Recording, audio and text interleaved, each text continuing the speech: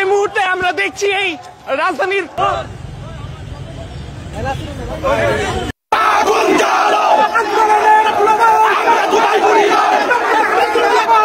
Hello everyone, কেমন আছেন সবাই? সত্যের সন্ধানে জনগণের সঙ্গে চলে আসলাম আপনাদের মাঝে আবারও নতুন একটি ভিডিও নিয়ে। সো গাইস, যে বিষয়টা সম্পর্কে আলোচনা করব খুবই চাঞ্চল্যকর একটা বিষয়।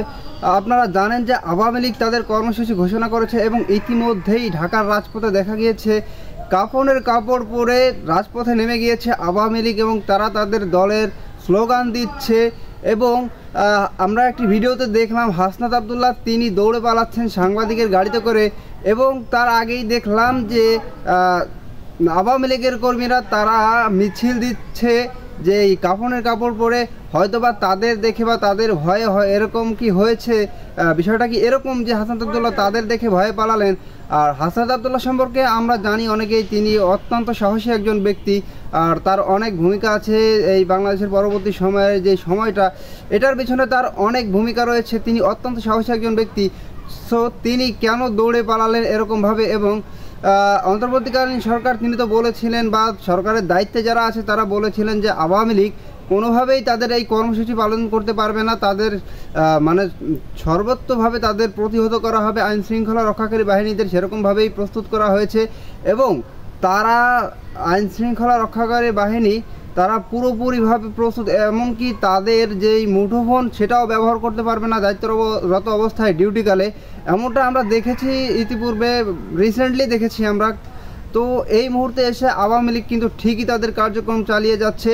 তো বাংলাদেশের অন্তর্বর্তীকালীন সরকারের যেই প্রশাসনিক ব্যবস্থা, তারা আসলে কীভাবে তাদেরকে প্রতিরোধ করবে। সো গাইস, কথা না বেড়ে চলে যাবো আমরা সরাসরি স্ক্রিনে, এবং বিস্তারিত থাকছে সম্পূর্ণ ভিডিও জুড়ে। এই মুহূর্তে আমরা দেখছি এই রাজধানীর টিএসসি এলাকায় এই মুহূর্তে দুইটি ককটেল বিস্ফোরণের ঘটনা ঘটেছে। আমরা সেই ককটেলের ধোঁয়াগুলো দেখতে পাচ্ছি এবং আমরা আপনাদেরকে দেখানোর চেষ্টা করছি। ঠিক কিছু সময় পূর্বেই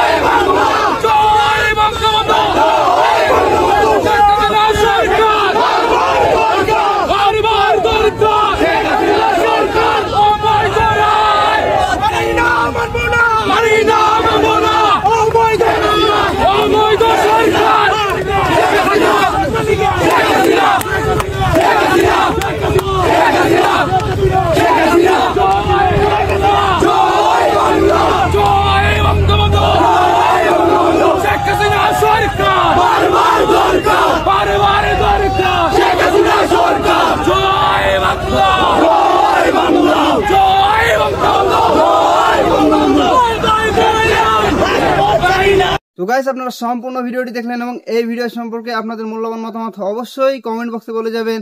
দেখা হবে আপনাদের সাথে অন্য কোনো ভিডিওতে। ততক্ষণ পর্যন্ত ভালো থাকবেন, সুস্থ থাকবেন। আল্লাহ হাফেজ।